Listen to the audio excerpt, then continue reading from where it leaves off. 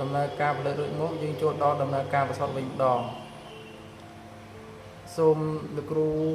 និងមិត្តភ័ក្តិទាំងអស់គ្នាទស្សនាមើលអានេះជាខ្សែកងតាក់យើងយកដកចំកន្លែងប៉ុណ្ណឹងមក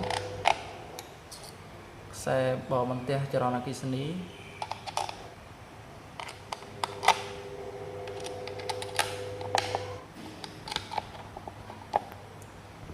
នេះជាអំពូលភ្លើងដែលយើងបានធ្វើរួចមកពេលដែលយើងរៀបចំរួចហើយយើងចុចកងតាក់មកយើងសង្កេតមើលទាំងអស់គ្នា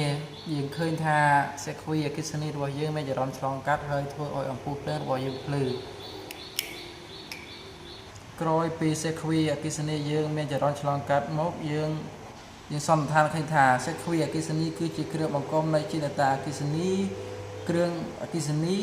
មានកងតាក់ហើយត្រូវបានតបជាប់គ្នាពីមួយទៅមួយដោយខ្សែចម្លងមានខ្សែភ្លើងបង្កើតបានជាខ្សែចម្លងបិទជិតមួយសូមអរគុណដល់លោកគ្រូនិងមិត្តភ័ក្តិទាំងអស់គ្នាដែលបានមើលវីដេអូនេះបើវីដេអូនេះមានកំហុសឆ្គងត្រង់កន្លែងណាមួយសូមលោកគ្រូនិងមិត្តភ័ក្តិទាំងអស់គ្នាជួយកែលម្អឬក៏ជួយ